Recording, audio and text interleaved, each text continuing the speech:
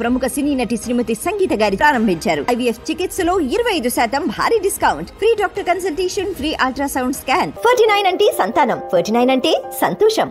కేసీఆర్ ఎక్కడ? విదేశాల్లో KTR. BRS graph పడిపోతోందా? ఓ పక్క తెలంగాణలో చాలా జిల్లాలు వాయుగుండం వల్ల అల్లకల్లోలమైపోయాయి. లక్షల మంది నిరాశ్రయులయ్యారు. ఇళ్లు దెబ్బతిన్నాయి, రోడ్లు పాడయ్యాయి, పొలాలు నీట మునిగాయి. ఇలాంటి సమయంలో రాజకీయ పార్టీలన్నీ ఏకమై ప్రజలకు అండగా తోడుగా నిలవాలి. సహాయక కార్యక్రమాల్లో తలమునకలవ్వాలి. సీఎం రేవంత్ రెడ్డి, మంత్రులు అదే పనిలో ఉన్నారు. ఊరూరా తిరుగుతున్నారు, కష్టాలు తెలుసుకుంటున్నారు. కానీ ప్రతిపక్ష బీఆర్ఎస్ పార్టీ నుంచే ఈ స్థాయిలో స్పందన కనిపించట్లేదనే వాదన ఉంది. ఆ పార్టీ నుంచి మాజీ మంత్రులు, ఎమ్మెల్యేలు కొంతమంది ప్రజల్లో తిరుగుతున్నారు. కానీ ప్రధాన నేతలైన కేసీఆర్, కేటీఆర్ అందుబాటులో లేకపోవడం అందరినీ ఆశ్చర్యపరుస్తోంది. ముఖ్యంగా కేసీఆర్ ఎందుకు ప్రజల్లోకి రావట్లేదు అనే ప్రశ్న సోషల్ మీడియాలో జోరుగా ఉంది. ఎన్నికల్లో ఓడిపోతే ఇక ప్రజలను పట్టించుకోరా?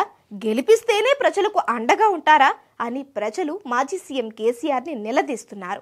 వర్షాలు, వరదలతో రాష్ట్రంలో తీవ్ర బాధాకర పరిస్థితులు ఉంటే కేసీఆర్ పూర్తిగా సైలెంట్గా ఉంటూ బాధితులకు ధైర్యం కల్పించకుండా ఫామ్ హౌస్కే పరిమితం అవ్వడంపై తీవ్ర విమర్శలు వస్తున్నాయి. ఇప్పుడే కాదు, 2020 హైదరాబాద్లో భారీ వరదలు వచ్చినప్పుడు కూడా సీఎంగా ఉండి కూడా కేసీఆర్ వరద ప్రాంతాల్లో పర్యటించకుండా ప్రగతి భవన్లోనే ఉండిపోయారు. అప్పుడు కూడా అవే విమర్శలు ఎదుర్కొన్నారు.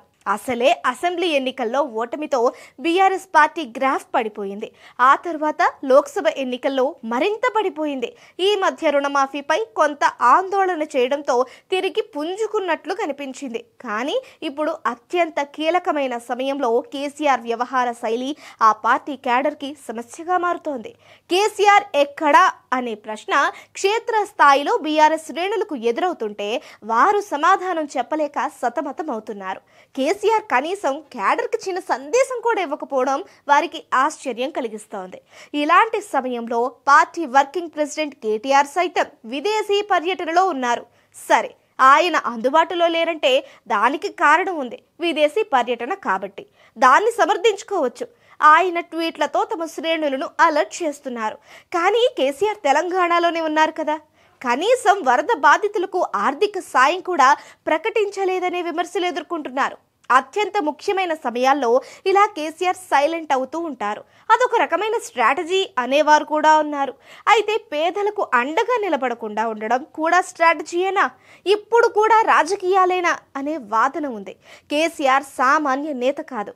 10 ఏళ్లు తెలంగాణకు సీఎంగా పనిచేశారు. అంతలా ఆయన్ని గుండెల్లో పెట్టుకున్న ప్రజలు ఇప్పుడు కన్నీరు పెడుతున్నారు. తమను ఆదుకోవాలని ఆవేదన వ్యక్తం చేస్తున్నారు. ఇప్పుడు ప్రజలకు నేతల అవసరం ఉంది. వారు వచ్చి కనీసం పలకరించినా అదొక స్వాంతన. ఇలాంటప్పుడు కాకపోతే ఇంకెప్పుడు వారిని కలుస్తారు? తెలంగాణ సీఎం రేవంత్ రెడ్డి, మంత్రులు అదే చేస్తున్నారు.